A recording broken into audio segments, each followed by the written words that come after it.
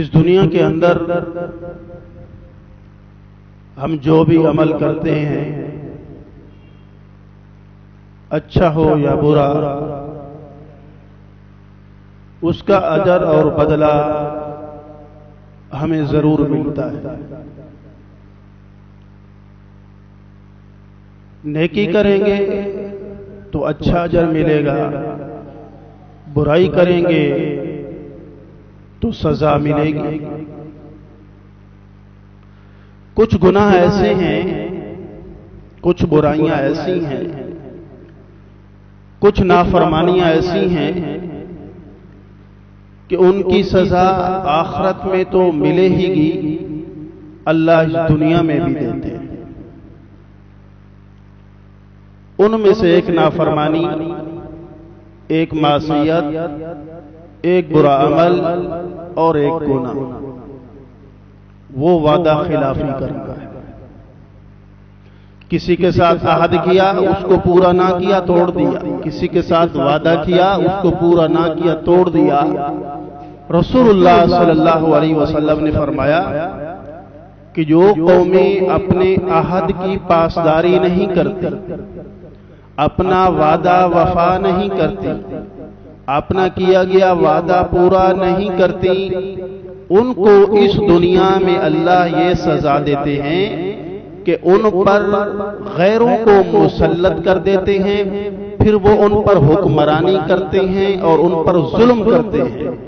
اور دوسرا، اللہ پاک اس قوم کو خانہ جنگی میں مبتلا کر دیتے ہیں، آپس میں لڑتی ہے، اور ایسی خانہ جنگی جو نہ ختم ہونے والی ہے۔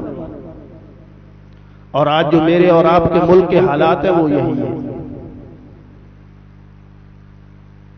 اس طرف سے مل رہا ہے وہ بھی کلمہ گو لا الہ الا اللہ محمد الرسول اللہ پڑھنے والا ہے، دوسری طرف سے مر رہا ہے وہ بھی کلمہ گو لا الہ الا اللہ محمد الرسول اللہ پڑھنے والا ہے۔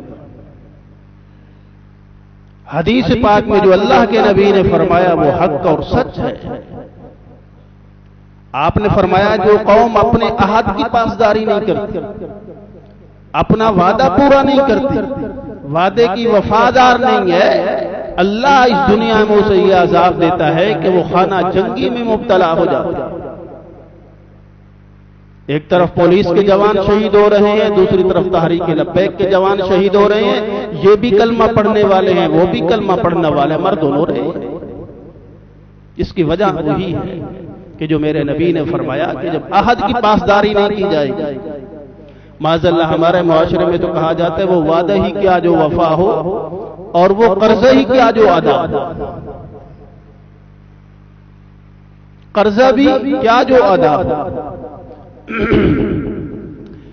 آپ تو مارکیٹ والے ہیں، میرے سے زیادہ بہتر جانتے ہیں ہمارا لین دین کس طرح سے۔ مال لینے جاتے ہیں، پہلے ہی نیت ہوتی بس کسی طرح سے مل جائے، اگلے کے گولی ٹوپی پہنا کے نکل جائے۔ یہ جو چیک دے رہے ہیں ایک تحریری معاہدہ ہوتا ہے، وہ بھی معاہدہ اور وعدہ ہے، ایک زبانی قولی وعدہ اور معاہدہ ہے، دونوں ہی عہد ہیں۔ اللہ اکبر۔ رسول اللہ صلی اللہ علیہ وسلم کے صحابہ نے ایسے عہد پورے کیے ہیں کہ آج ان کی نظیر ملنا مشکل ہے، مثال ملنا مشکل ہے۔ حضرت عمرو بن عاص، ان کے پاس ایک نوجوان آیا اور آ کے کہنے لگا کہ میں آپ کی بیٹی سے شادی کرنا چاہتا ہوں۔ تو عمرو بن عاص نے فرمایا یجعل لی خیرا، اللہ بہتر کرے گا، اللہ بہتر کرے گا۔ بھائی یہی جواب دیا۔ اللہ کی شان، تھوڑے ہی عرصے میں عمرو بن عاص بیمار پڑ گئے اور بے ہوش ہو گئے۔ جب ہوش میں آئے تو کہنے لگے کہ میرے پاس ایک نوجوان آیا تھا، اس نے مجھ سے میری بیٹی کا رشتہ مانگا تھا، اس کو میں نے ہاں نہیں بولی تھی، اس سے وعدہ نہیں کیا تھا، میں نے کہا تھا اللہ بہتر کرے گا۔ یہ وعدہ نہیں ہے بلکہ شبہ وعدہ ہے، وعدے کی شکل ہے۔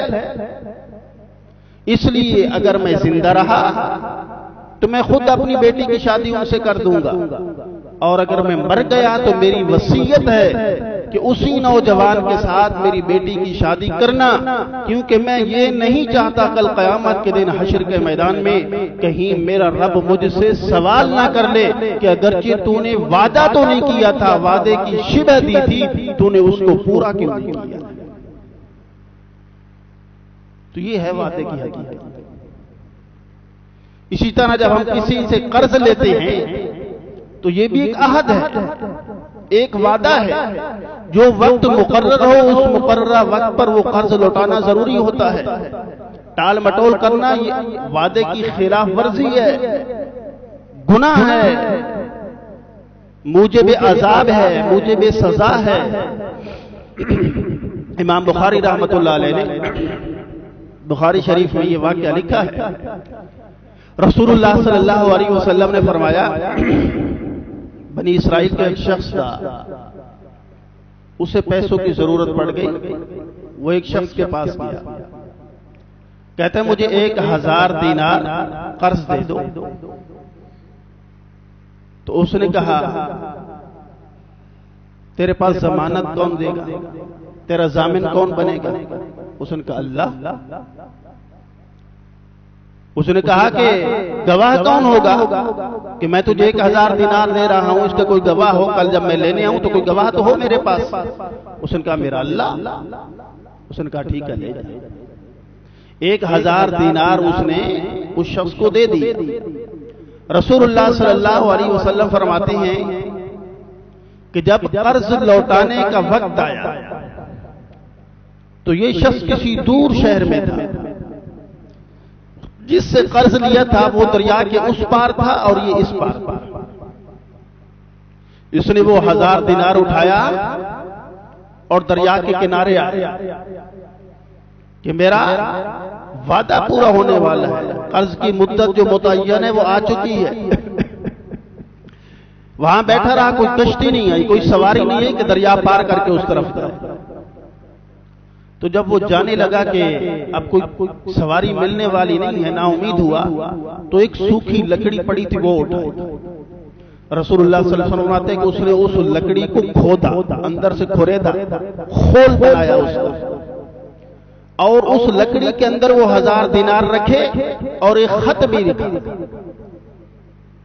کہ میں اپنے وعدے کے مطابق تجھے قرض لوٹانے آیا ہوں، لیکن مجھے سواری نہیں ملی اور میں دریا پار نہیں کر سکتا، اس لیے میں یہ تیرا قرض اس لکڑی کے حوالے کر رہا ہوں، یہ تجھ تک پہنچ جائے تو یہ تیری امانت ہے، اس کو قبول کر۔ اور وہ چلا گیا۔ نبی علیہ السلام فرماتے ہیں کہ دوسری طرف دریا کے جس شخص نے قرض دیا تھا وہ بھی آیا کہ وقت پورا ہو چکا ہے، شاید میرا قرضہ واپس آ جائے۔ وہ بھی انتظار کرتا رہا، جب اس کو کوئی آتا ہوا نظر نہیں آیا انسان اور شخص، واپس جانے لگا تو وہی لکڑی پڑی تھی۔ اس نے کہا چلو لکڑی اٹھا لیتا ہوں، جلانے کے کام آئے گی، چولہا جل جائے گا۔ گھر لے کے گیا، اس لکڑی کو اٹھا کے جب اس کو کاٹا تو اندر سے 1000 دینار بھی نکلا اور وہ خط بھی نکلا۔ رسول اللہ صلی اللہ علیہ وسلم فرماتے ہیں جو ادھر والا شخص تھا پھر بھی وہ مضطرب تھا کہ اگر بعد میں بھی مجھے سواری ملی تو میں 1000 دینار لے جاؤں گا جو میں نے اس سے قرض لیا ہے۔ ادھر سے وہ شخص سواری کر کے اس کے پاس پہنچا، جب اس نے دیکھا کہ جس سے میں نے قرض لیا تھا وہی آیا تو کہنے لگا اللہ کی قسم میں آیا تھا مقررہ وقت پر لیکن مجھے سواری نہیں ملی۔ اس نے کہا تو نے اللہ کو گواہ بنایا تھا، تیری نیت درست تھی، وہ 1000 دینار مجھ تک پہنچ گیا، یہ واپس لے لے اور اسی کو اپنے استعمال میں لے گیا۔ تو اس لیے حدیث میں فرمایا گیا ہے کہ جو شخص کسی سے قرض لیتا ہے اور اس کی نیت ہے کہ میں یہ قرض اپنی مقررہ وقت پر ضرور واپس کروں گا، اللہ اس کے لیے راستے کھول دیتے ہیں، اللہ اس کے لیے راستے کھول دیتے ہیں۔ اور اگر خدا نہ خواستہ وہ اسی حالت میں انتقال کر جاتا ہے، مر جاتا ہے، تو کل قیامت کے دن اس کی نیت کی وجہ سے اللہ پاک اپنی طرف سے اس کا قرض ادا کرے گا۔ اور جس شخص کی نیت میں ہی فطور ہے، ٹال مٹول کرنے والا ہے، عہد کی پاسداری نہیں کرنی، بس اپنا جگاڑ اور کام چلانا ہے، وہ جتنی کوشش کر لے اللہ اس کے لیے راہ بند کر دیا کرتا ہے، پھر وہ دے بھی نہیں پاتا۔ اس لیے فرمایا انما الاعمال بالنیات۔ تو میرے بھائیوں، یہ جو عہد ہوتے ہیں، یہ جو وعدہ ہوتا ہے، اب ہمارے ہاں تو کئی طریقے نکل آئے، چیک دے دیتے ہیں، پتہ ہے کہ میرے اکاؤنٹ میں کچھ نہیں ہے، 1 مہینے کا دے دیا، بیچارہ جب لینے کے لیے گیا چیک کی باؤنس ہو جاتا ہے۔ جھوٹ بھی، دھوکہ بھی، وعدے کی خلاف ورزی بھی، عہد کیا کیا ہو جاتا ہے۔ تو اس لیے ہمارے مالوں میں برکت بھی نہیں رہتی۔ عہد کی پاسداری یہ مسلمان پر واجب ہے۔ حضرت حذیفہ بن یمان رضی اللہ تعالی عنہ یہ بعد میں مسلمان ہوئے، عظیم المرتبہ صحابی رسول ہے۔ رسول اللہ صلی اللہ علیہ وسلم مدینہ طیبہ تشریف لے گئے، پیچھے سے حضرت حذیفہ اور ان کے والد یمان یہ دونوں مسلمان ہوئے اور نبی علیہ الصلوۃ والسلام سے ملنے کے لیے مدینہ کا سفر کیا۔ اور یہ وہ زمانہ تھا کہ جب مسلمان اور کافروں کی آپس میں جنگ ہونے والی تھی۔ یہ جا رہے ہیں، راستے میں ابو جہل اور اس کا لشکر مل گیا، انہوں نے ان دونوں کو پکڑ لیا۔ ابو جہل نے کہا کہاں جا رہے ہو؟ تو حضرت حذیفہ نے کہا کہ ہم محمد صلی اللہ علیہ وسلم سے ملاقات اور ان کی زیارت کے لیے جا رہے ہیں۔ تو ابو جہل نے ان کے گردن پہ تلوار رکھی اور کہا اس صورت میں تمہیں چھوڑو گے کہ تم وہاں جا کر کے ہمارے خلاف لڑائی میں حصہ نہیں لو، جنگ میں حصہ نہیں لو، ہمارے ساتھ وعدہ کرو۔ تو حضرت حذیفہ بن یمان نے وعدہ کیا کہ ہم صرف رسول اللہ صلی اللہ علیہ وسلم سے ملاقات کریں گے، آپ کی زیارت کریں گے اور ہم تمہارے خلاف ہتھیار نہیں اٹھائیں گے، لڑائی میں شریک نہیں ہوں گے۔ یہ وعدہ کیا ابو جہل کے ساتھ اور چل پڑے۔ جب یہ مدینہ طیبہ پہنچے ہیں تو اس وقت رسول اللہ صلی اللہ علیہ وسلم اپنے صحابہ کے ساتھ جنگ بدر کے لیے نکل رہے ہیں۔ حضرت حذیفہ بن یمان نے سارا واقعہ بیان کیا کہ یا رسول اللہ ہم آ رہے تھے، راستے میں ابو جہل ملا، اس نے ہم سے عہد لیا، وعدہ کیا ہم ان کو، اور ہم اس جنگ میں شریک بھی ہونا چاہتے ہیں، کیونکہ یہ مارکہ اور یہ جنگ کوئی عام جنگ نہیں تھی۔ غزوہ بدر اسے کہا جاتا ہے، اللہ نے اسے یوم الفرقان کہا ہے، اور اس جنگ کے اندر لڑنے والے وہ عظیم المرتبہ صحابہ جن کو اللہ نے بہت اونچا مقام دیا ہے۔ بزرگوں نے لکھا ہے کہ وہ بدری صحابہ جو اس جنگ میں شریک تھے، 313 اگر ان کا نام لے کر کے دعا مانگی جائے تو اللہ دعا رد نہیں فرماتی، لوگ ان کے ناموں کا وظیفہ پڑھتے ہیں۔ اللہ کے نبی نے فرمایا جو جنگ بدر میں شہید ہوا اللہ نے اس کے اگلے پچھلے سارے گناہ معاف کر دیے، وہ پکا جنتی ہو گیا۔ یہ ایسی جنگ تھی، ایسا مارکا تھا، کفر اور اسلام کی پہلی جنگ تھی، اور مسلمانوں کی یہ حالت ہے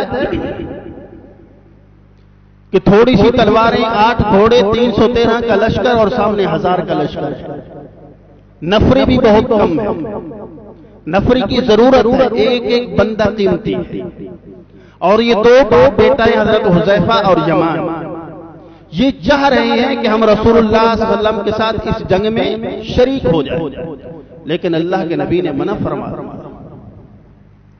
آپ نے فرمایا تم وعدہ کر کے آئے ہو، عہد کر کے آئے ہو، میں نہیں چاہتا کہ تم اپنا وعدہ توڑو، حالانکہ یہ اتنی بڑی جنگ ہے۔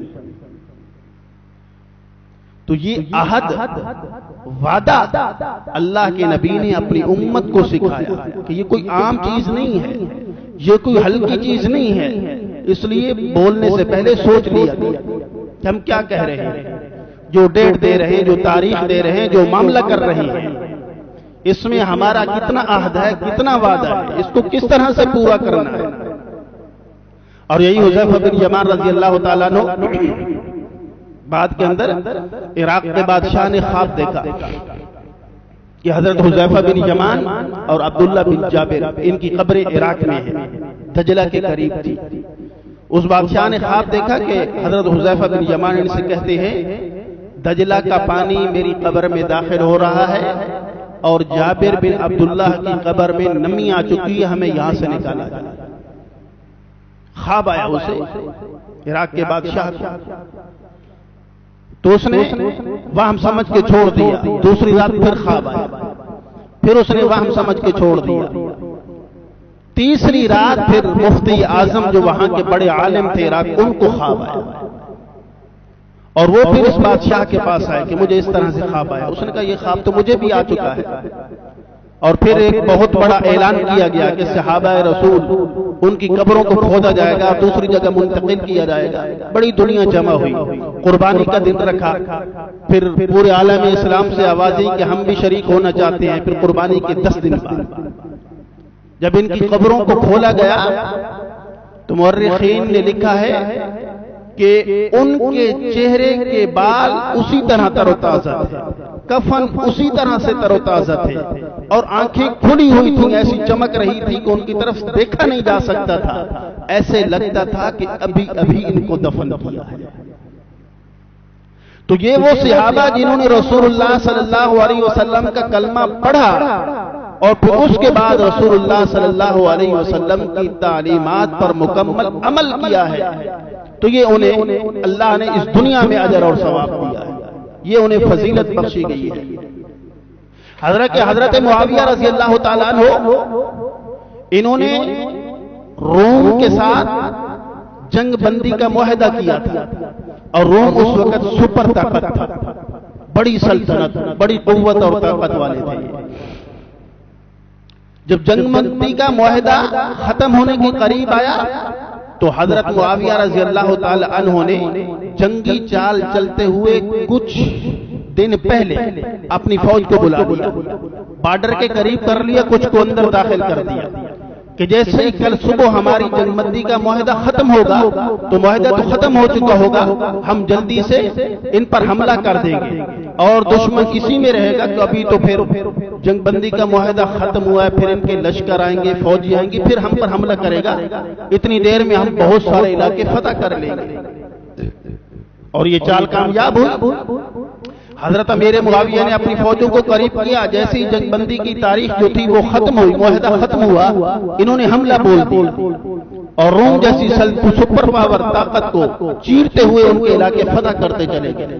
جب کچھ ہی آگے گئے تو پیچھے سے کہ ان کو گھوڑ سوار نظر آیا، اور حضرت امیر معاویہ رکے کہ شاید امیر المومنین کے کوئی پیغام لے کر کے آ رہا ہے، تو وہ دور سے کہہ رہے وفاء اللہ غدر، وفاء اللہ غدر، قفو، رک جاؤ رک جاؤ رک جاؤ۔ مسلمان غدار نہیں ہوا کرتا، مسلمان اپنے عہد کو توڑنے والا نہیں ہوا کرتا، مسلمان اپنے وعدے کو وفا کرنے والا ہوتا ہے۔ میں نے رسول اللہ صلی اللہ علیہ وسلم سے سنا ہے جب تم کسی کے ساتھ عہد کر لو، کسی کے ساتھ وعدہ کر لو، پھر اس وعدے کو توڑو نہیں، اس کو پورا کرو۔ تو حضرت امیر معاویہ نے کہا ہماری جنگ بندی کا معاہدہ ختم ہو چکا ہے، تو انہوں نے کہا ختم ہوتے ہی تم نے شروع کر دیا، یہ بھی ان کے ساتھ دھوکہ ہے۔ کئی علاقے فتح کر چکے تھے، باوجود اس کے جب رسول اللہ صلی اللہ علیہ وسلم کا یہ فرمان حضرت معاویہ کے سامنے آیا، سب کے سب علاقے ان کو واپس کر دیا۔ تو یہ ہے عہد، یہ ہے وعدہ۔ اس لیے اللہ کے نبی نے فرمایا کہ جو وعدہ خلافی کرتا ہے وہ منافق ہے۔ اس لیے فرمایا آیت المنافق ثلاث، منافق کی 3 نشانیاں ہیں۔ حدث کذب، بات کرے گا جھوٹ بولے گا، وَإِذَا وَعْدَ أَخْلَفَ، وعدے کی خلاف ورزی کرے گا، اپنے وعدے کو پورا نہیں کرے گا، وَإِذَا تُؤْمِنَ خَانَ، اور امانت کے اندر خیانت کرے گا، جس میں یہ 3 چیزیں پائی جائیں گی۔ اور دوسری روایت میں آتا ہے کہ جب جھگڑا کرے گا تو گالم گلوچ کرے گا، اللہ معاف فرمائے۔ جس میں یہ 4 نشانیاں پائی جائیں، اللہ کے نبی نے فرمایا مومن نہیں ہے، مسلمان نہیں ہے، وہ منافق ہے۔ جس میں یہ 4 ہیں وہ تو پکا منافق ہے، اور جس میں 1 2 3 ہیں وہ آدھا منافق ہے۔ اس لیے میرے بھائیو، یہ عہد، وعدہ اور قول، اس سے نہیں پھرنا چاہیے۔ ہاں اگر آپ نے کسی کے ساتھ وعدہ کیا ہے اور آپ اس وعدے کو پورا کرنے کی بھرپور کوشش کر رہے ہیں، باوجود اس کو پورا نہیں کر سکتے، تو سامنے والی پارٹی سے جا کے معذرت کی جائے کہ بھائی میں نے یہ وعدہ کیا تھا، پورا نہیں کر سکتا، میں معذرت چاہتا ہوں. یہ نہیں کہ اس کو آگے سے آگے تاریخیں دیتے رہو اور بھڑکاتے رہو. یہی وجہ ہے کہ ہمارے ملک کے اندر جو آگ خانہ جنگی ہے، حالات خراب ہیں، ہر بندہ اضطراب، پریشانی اور انتشار کا شکار ہے. اس کی یہی وجہ ہے کہ آپ کو پتہ ہوگا 8 مہینے پہلے حکومت وقت نے تحریک لبیک کے ساتھ معاہدہ کیا اور وہ معاہدہ عام ہے. اب 8 مہینے ٹال مٹول کے بعد بھی اس کو پورا نہیں کیا جا رہا، تو پھر اللہ کے نبی نے فرمایا نا کہ جب عہد پورا نہیں کرو گے پھر خانہ جنگی میں یہ عذاب اللہ کا تم پر آئے گا، غیر کو تم پر اللہ مسلط کرے گا اور وہ تمہارے اوپر ظلم کرے گا. اس لیے ہمیں چاہیے کہ صرف مسلمان ہونا کافی نہیں، نماز روزہ حج زکوٰۃ کافی نہیں، بلکہ معاملات پر بہت زیادہ تاکید کی گئی ہے ہماری شریعت کے اندر. ہمارے مدارس کے اندر فقہ کی ایک کتاب ہدایہ پڑھائی جاتی ہے، اہم ترین اور بڑی کتاب ہے اور موٹی موٹی 4 جلدیں ہیں. صرف پہلی جلد وہ نماز روزہ حج اور زکوٰۃ کے لیے ہے، باقی 3 جلدیں سب معاملات کے لیے ہے. ہمارا لین دین کیسا ہو، ہمارا معاشرہ کیسا ہو، ہمارا دوسرے کے ساتھ تعلق کیسا ہو، یہ سب اللہ کے نبی نے بتایا ہے. اور یہ ساری چیزیں ہمیں دین سکھاتا ہے، یہ سب دین ہے. اب وقت نہیں ورنہ بتاتا، ہم جو گاڑی چلا رہے ہیں اس گاڑی کو بھی ملک پاکستان کے قانون کے مطابق چلانا ہمارے لیے واجب ہے، کیونکہ ہم نے جب گاڑی کا لائسنس لیا تو عہد کیا گرین سگنل ہوگا تو گاڑی چلے گی، لال ہوگا تو بند ہو جائے گا، لیکن ہمیں پرواہ ہی نہیں، یہ بھی ہم عہد توڑ رہے ہیں. اس لیے علماء نے لکھا ہے اگر خدا نخواستہ سامنے لال بتی جل رہی ہے، ریڈ سگنل ہے اور آپ سپیڈ میں آ رہے ہیں اور سگنل کو توڑتے ہیں اور خدا نخواستہ آپ کا ایکسیڈنٹ ہو جاتا ہے اور اس حادثے میں آپ کی موت ہو جاتی ہے تو وہ خودکشی کی موت کہلائی، وہ حرام کی موت کہلائی. کتنی بڑی بات ہے. تو میرے بھائیوں، ان چیزوں کو ہم اپنے سامنے رکھیں اور اپنے معاشرے کو ایک اچھا معاشرہ تشکیل دیں اور ہمارا جو قول ہو، جو قرار ہو، جو وعدہ ہو، جو عہد ہو، اس کو پورا کریں. اللہ ہم سب کو صحیح عمل کی توفیق عطا فرمائے. وما علینا الا البلاغ.